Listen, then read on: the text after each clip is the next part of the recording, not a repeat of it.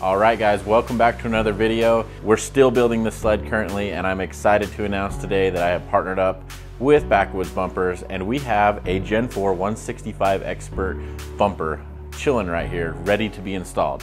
Stay tuned. Okay, now, Backwoods does not have a video on actually how to install this bumper, so we're gonna make one right now and show you guys the ins and outs of this. It's pretty simple to do, and the reason why I upgraded the bumper, first off, this sled had a broken bumper on it. I think it was weird how it was broken. I think they tried to tow out with it or something and it snapped. I'm not sure.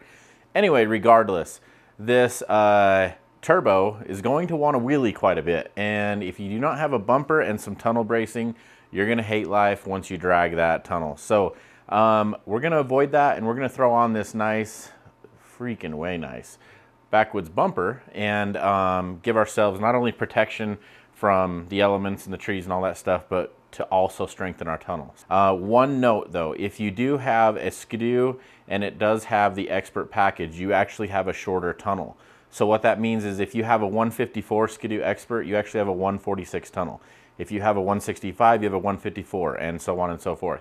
If you get on Backwoods website to order, you will not find a 175 Expert bumper. That's because a 165 would be the Expert bumper for a 174.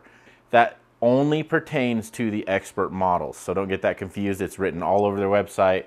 Anyway, so just remember that. So I'm running a Gen 4 165 Expert. I ordered the 154 bumper.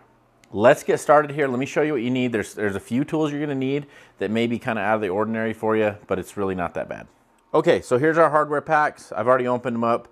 In fact, I've actually had this just kind of loosely installed for some photos that I was doing for the sled. And if you have not seen the sled wrap, go check it out. That video is sick. We've got our stainless steel pack right here. This is for the grab bar and the bolts needed to mount it.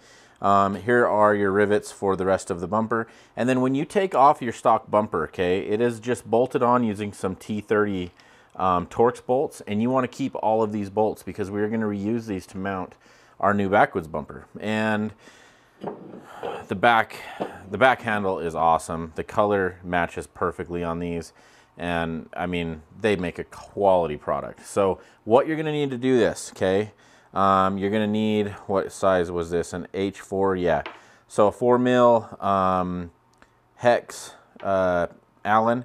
You're gonna need a 10mm, and then you're gonna need a T30 Torx, and then one of two options here: the manual rivet fastener or the M12. I will link both down below. This thing is awesome. We've got our ratchet here, and then of course the 3/16 drill bit, because we do have to drill the holes for these black rivets to go into our tunnel. So not too bad to install, but you do need a few tools that you normally wouldn't be using, like the rivet tool. So anyway, let's get started here. It's a very simple process. I'm gonna break it down quickly, and we'll have a bumper on in no time. Okay, first thing we're going to want to do is take our rail, and we need to loosely mount it up here. Now, I want to show you guys, there's these little indentations right here where the Backwoods logo is, and then right there. That is where you're going to overlap your rivets for your running boards. So you'll set that up there. It goes quite a ways in, and about right there. And that is lining up with our holes perfectly. So the tunnel bracing is insane. It goes all the way from the end clear down here to where your tank is.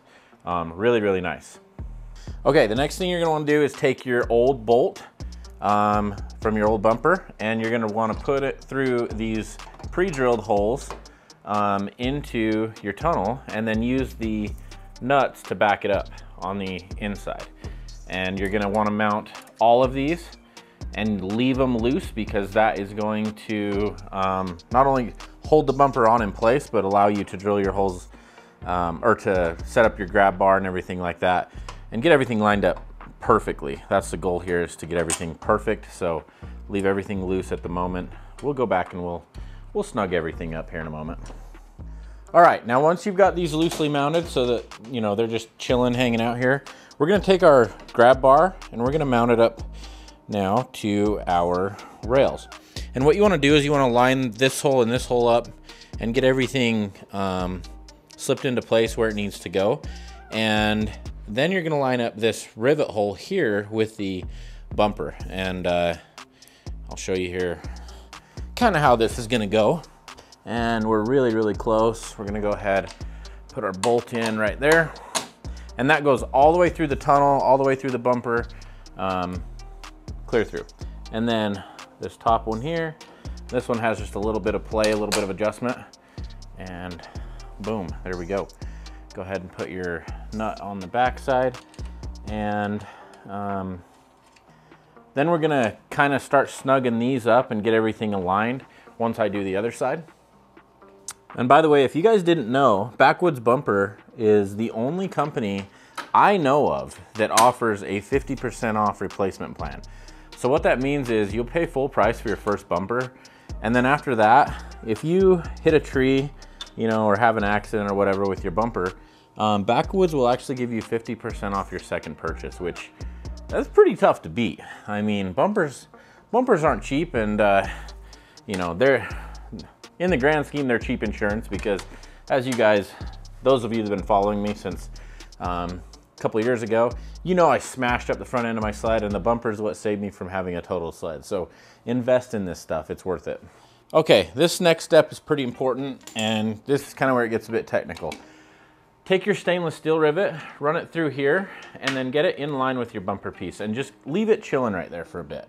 And what we're gonna do is we're gonna start snugging up these bolts. And actually, sorry, I should do that on the other side also, because we want everything to line up perfectly and stay lined up as we tighten everything up. So I'm gonna go ahead, take my ratchet here, and I'm gonna start tightening up all these bolts and allowing my bumper to kind of get locked in its spot. And I'm just gonna work my way down, snugging all these up, and then I'm gonna go to the other side, do the same thing.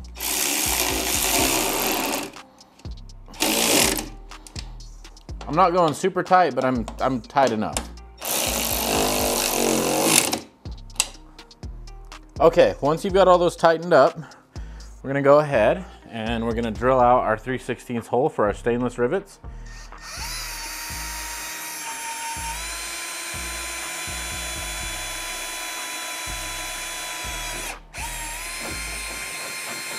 Just like so, and take our rivet tool, insert this, and we are attached. Rinse and repeat for the other side. Now that those are in, I'm gonna go ahead and snug these up by hand because they are a Torx, I don't wanna strip them. And this will be the final torque on the actual bolts for the bumper. And I'm also gonna do these two stainless bolts on each side of the grab bar too, and then we will be final set up on that, and we'll move on to the next step. And now for the final stretch, we're gonna go ahead and start drilling out all these 3/16 holes and rivet it all together. This is where having that rivet tool, that M12, will be really nice. They make some pneumatic ones also. I will actually put all three options in there, the manual, the pneumatic, and the M12. So go check it out, see which one works for you. But we got a lot of rivets here to pop.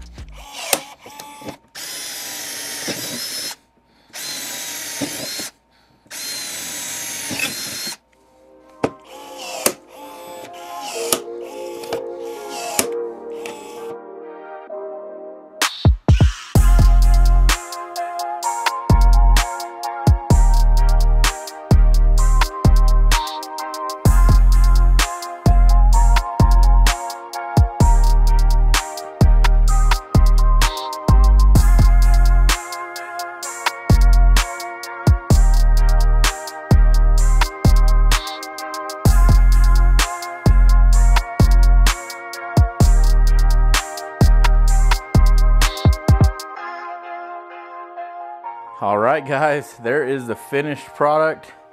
As you can see, that thing is just this side of the track, just slightly.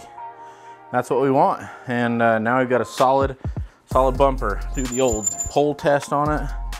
God, that looks so much better than stock. And I know now my tunnel is protected. So that's the biggest thing. The bumper is awesome, but this tunnel protection is that's what's gonna save you in the long run, I think. Anyway, there are a couple holes that I couldn't get to. That one right there. And then, let's see. I was able to get to that one though. I think I gotta do the other side though. I think I missed that one on the other side. I may have. Oh, I sure did. Yep, so this one I can't get to, that one I can.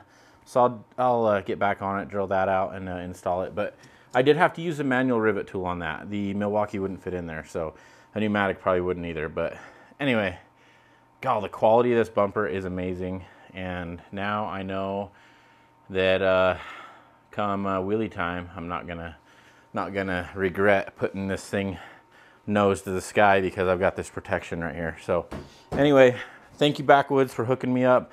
I'm so proud to be an ambassador for these guys and represent their product. We got a big, major, I feel like super important upgrade for your sled. If you do not have this upgrade and you are turboed and you are getting the front end in the air, you're gonna wanna do this because a tunnel job is not cheap. So anyway, yeah, we'll see how she works out. Hopefully we don't, you know, put it to the full torture test. I do want to take care of my sled, but I know I've got that protection in the back. Go get you one. Check it out at backwoodsbmp.com and pick up one for your sled today. I appreciate you guys watching. The install is pretty simple. Hopefully it helped you out. And yeah, if you guys liked it, give me a thumbs up, subscribe if you haven't, and we'll catch you in the next one. Thanks.